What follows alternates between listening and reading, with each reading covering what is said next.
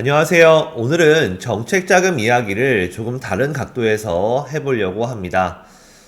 대표님들, 요즘 정책자금 상담 받아보시면 도와주겠다는 분들은 많은데요. 이상하게 상담을 받고 나면 마음이 더 복잡해질 때가 많지 않으세요? 자금이 안 나올까봐 불안한 것이 아니라 이 말을 믿어도 되는 건지, 이 방식이 맞는 건지, 그것이 더 헷갈릴 때가 꽤 많으신 것 같습니다. 그래서 오늘은 누가 맞다 틀리다를 말하려는 것이 아니라 대표님의 입장에서 이게 도움인지 아니면 개입인지 구분할 수 있는 기준만 정리해 드리려고 합니다. 정직한 영업으로 안정적인 현금 흐름과 시스템을 구축한다. 사업자 필독의 허연경입니다. 정책자금 신청 과정에는 회사 내부 직원이 아닌 외부에서 도움을 준 경우도 꽤 많습니다. 이 자체는 문제가 아닙니다. 문제는 그 과정에서 대표님에게 불리한 결과가 생길 수 있는 구조인지 아니면 준비를 돕는 구조인지를 구분하지 못하는 데에서 시작이 됩니다. 겉으로 보면 다 비슷해 보이지만 조금만 들여다보시게 되면 판단할 수 있는 신호들이 꽤 있습니다. 지금 보도자료가 두 개 나왔습니다. 보시면 이런 보도자료와 이런 내용이 나와 있습니다. 자, 먼저 아직 구조 설명도 충분하지 않은데 비용 이야기부터 나오는 경우가 꽤 있습니다. 이럴 때에는 이 비용이 정확히 무엇에 대한 대가인지, 어떤 업무를 기준으로 책정이 된 것인지 대표님이 이해하고 계신지가 중요합니다. 비용 자체가 문제가 아니라 설명 없이 먼저 나오는 순서가 대표님의 판단을 흐릴 수 있기 때문입니다. 두 번째로 대표님 대신에 서류를 전부 만들어주겠다는 제안입니다. 엄청 편해 보이시죠? 하지만 정책자금 신청 서류에는 대표님 명의로 제출되는 자료입니다. 그래서 이 내용을 충분히 이해하지 못한 상태에서 제출되는 서류는 나중에 대표님 스스로 설명하기 어려운 상황을 만들 수가 있습니다.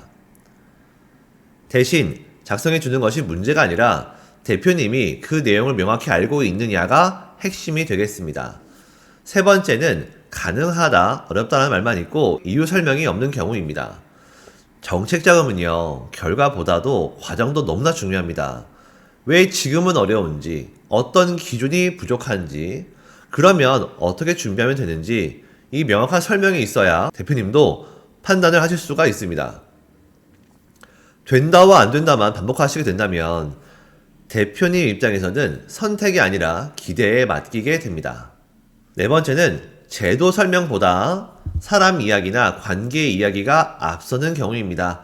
정책자금은 절대 사람이 결정하는 것이 아니라 정해진 기준과 절차에 따라서 진행이 됩니다. 그래서 관계나 연결보다도 제도 기준이 먼저 설명되는지 한 번 더 확인해 보시는 게 좋습니다. 다섯 번째는 정책자금 상담을 시작했는데 어느 순간 상품 설명이 중심이 되는 경우입니다. 꽤 많으시죠?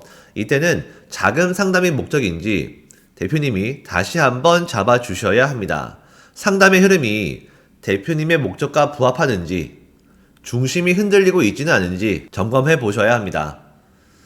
이제 정리해 보겠습니다. 정책자금 상담에서 대표님이 꼭 들으셔야 할 것은 사실 아주 단순합니다. 지금 가능한 범위가 무엇인지, 지금 어려운 이유가 무엇인지, 그럼 언제 어떻게 준비하면 되는지 이 세 가지 설명이 있으면 대표님 스스로 판단하실 수 있습니다.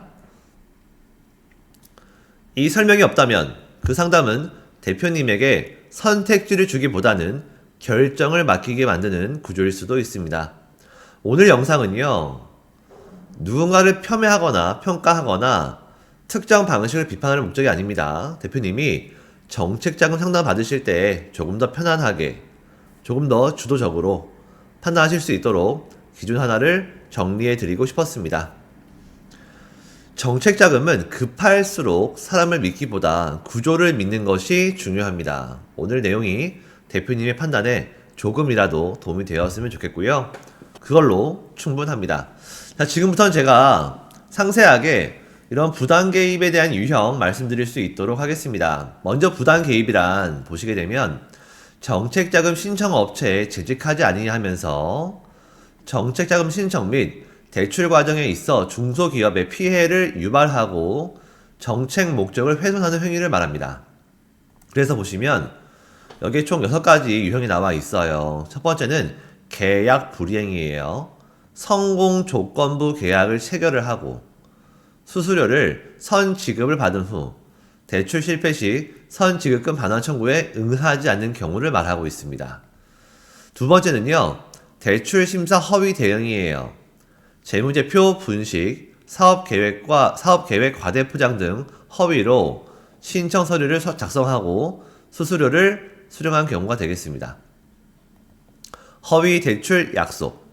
지원 자격이 안 되는 기업이 있잖아요. 요건이 미흡하거나 평가가 탈락하는 기업에 대해서 정책자금 신청 전에 대출을 약속하고 대가를 요구하는 경우가 되겠습니다.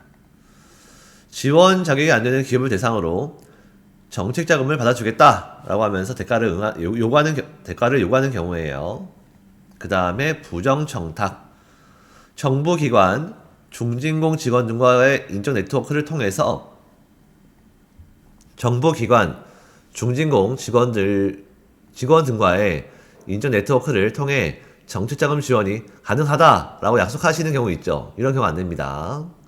그리고 정부기관 사칭, 말 그대로 제3자가 정부 공무원이나 공공기관의 직원을 명함으로 임의로 사용하거나 허위로 직원을 사칭한 경우 되지 않고요. 마지막으로 부당보험 영업 행위가 되겠습니다.